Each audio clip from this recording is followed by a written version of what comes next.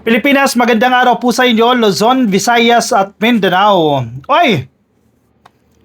Talagang makikita mo yung kaibahan ni Sandro Marcos kay Sara Duterte at sa iba pa pong mga Duterte at sa iba pang mga dilis. Si Sandro Marcos, di ba, sinampa ng impeachment case yung tatay niya. Ilan yan? 1, 2, 3, yung pangatlo yung basura. Yung kailan Chavit Singson, pangalawa yung Makabayan Black, yung isang kontraktor, no? Tatlo yan. Kung si Sara yan, kung kampo ng mga dides yan, kung sinampa ng impeachment case yan, alam mo kung ano sagot nila? Political persecution. Yan lagi ang sasagot nila. Hindi nila titignan yung merito ng kaso. Baliwala yung kaso na yan, kundi ginagantihan na si Sara Duterte. Yan lagi ang dahilan ng mga DDS. Yan yung utak eh. Utak ng mga dilis eh. Kaya nyo sinampahan ng impeachment case si Sara Duterte kasi gumaganti kayo kay Digong. Dahil yung tatay niya makasalanan nung administrasyon niya. Ganyan lagi ang tinitingnan nila. Without thinking na si Sara ay nagkasala. Without thinking na si Sara winaldas yung confidential funds. Si Sara ay nanuhol ng mga opisyal ng DepEd. Si Sara ay nagbigay ng confidential funds kay Mary Grace Piatos at sa iba pa na hindi naman talaga nag-exist. Hindi nila iniisip yan. Kasi yun yung merit ng kaso. Alam mo laging justification ng mga dilis? Tuwing may kaso kay Sara. Kasi anak ni Digong yan, ginagantihan nyo. Sabaw ba? Utak dilis. Pero si Sandro Marcos, tingnan mo yung kaibahan.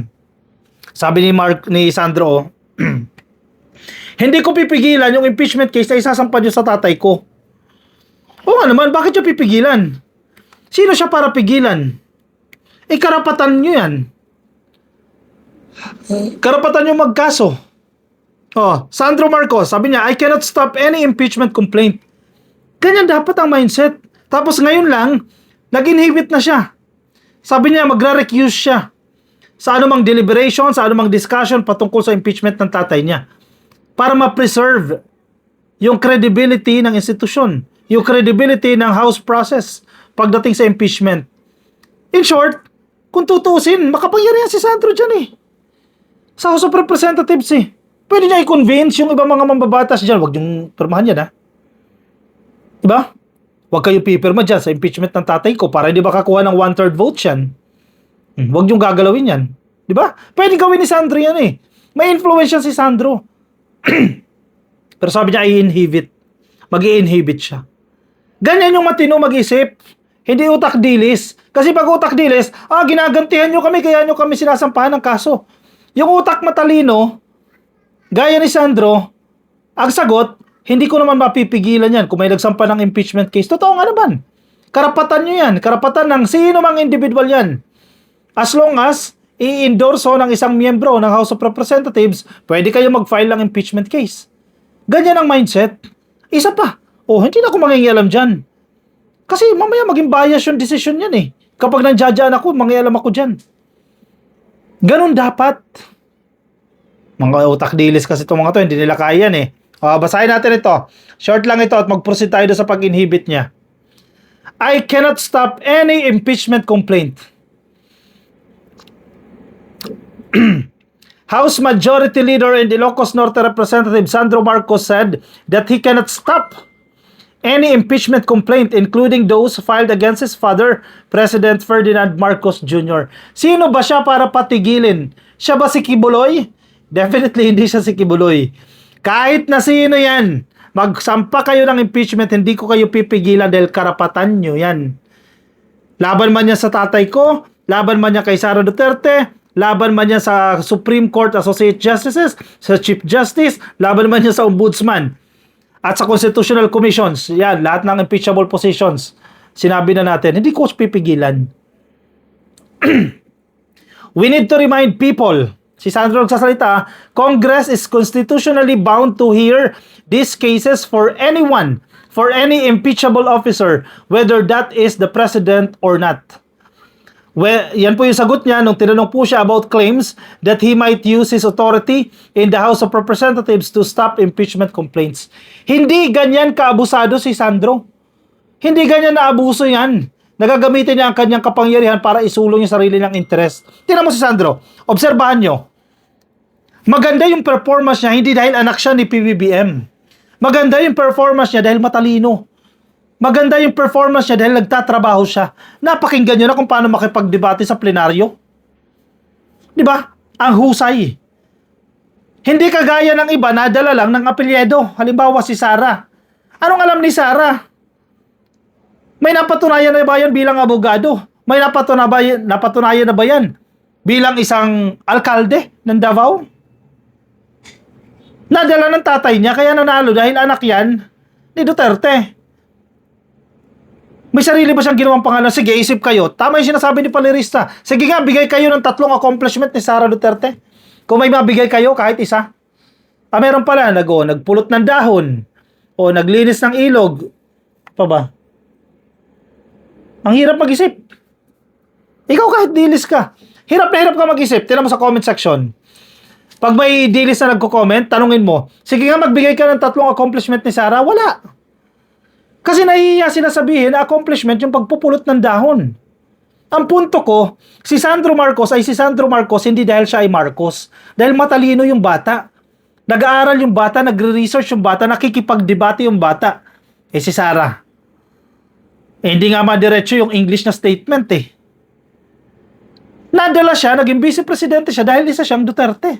Nadala ng tatay niya. Yun ang kaibahan nila ni Sandro Marcos.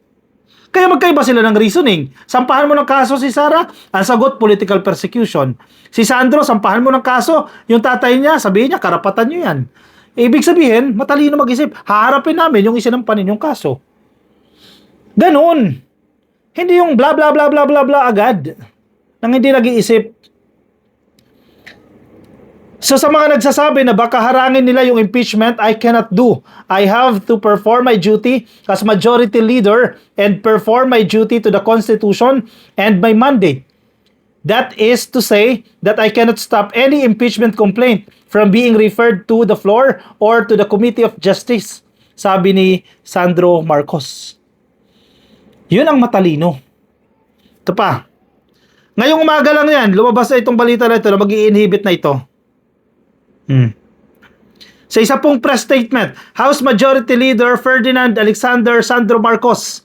Yung statement na ito, basahin ko lang In view of the impeachment complaints filed against President Ferdinand R. Marcos Jr., who is my father, hindi niya kinakaila yan, definitely alam natin lahat yan. I have decided to formally recuse, lalim ng term to formally recuse myself from all discussions, deliberations and proceedings of the House Committee on Rules insofar these complaints are concerned. Sa Tagalog, hindi po ako makikisali. Hindi po ako makikisawsaw. Wala po yung aking presensya sa deliberasyon, sa discussion patungkol po sa impeachment ng aking tatay. Hindi po ako mangingialam. Di ba? Ang talino.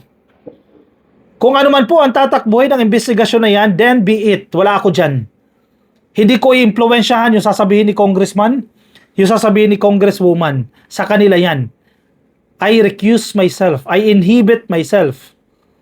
This decision is guided by not the legal compulsion. Exactly.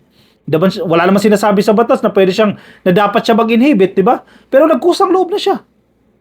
Ganyan dapat. This decision is not guided not by legal compulsion, but by a higher obligation to preserve the integrity of the House of Representatives. Bata pa yan pero nakakaisip na ng ganyan. Kinakailangan natin i-preserve yung integridad ng Estado, not the Estado, ng House of Representatives, ng institusyon. Kung nandyan ako, magiging bias ako dyan, paano na-preserve yung integrity ng institution? Diba? Nasira yung imahe ng House. Yung iba, pilit na sinisira yung House, may mga tumutulong naman para mapaganda yung House of Representatives. Sandro Marcos, si Congressman Brian Poe, maganda rin yung ginagawa niya. Kung naninira si Kong Miao Miao at sino pa mga DDS representatives dyan, may mga tao na tumutulong para pagandahin naman ang imahe ng House. Higher obligation ito to preserve the integrity of the House of Representatives, to protect the credibility of its processes, and to uphold the public's trust in our constitutional system. While I am fully aware that the rules of the House do not require my inhibition, and while I remain confident in the independence and professionalism of my colleagues, I recognize that leadership sometimes calls for restraint rather than participation. In moments that test institutions, perception matters as much as procedure. Ang lalim, no? Sige, i-translate natin ito. Sabi ni Sandro Marcos, no? Sometimes po, ang leadership ay nangangailangan ng pagre-restraints, hindi ng pagpa-participate, di ba? Ibig sabihin, hindi ka, bira, restraints. Stop ka muna, di ba? Know when to stop, know when to participate, know when to restraints. Sabi ni Sandro Marcos, yan ang leadership. In moment that test institutions, perception matters as much as procedure. Dalawa daw po yan. Yung procedure ng impeachment ay importante. At the same time, yung perception ng taong bayan sa institusyon ay importante. Dalawa.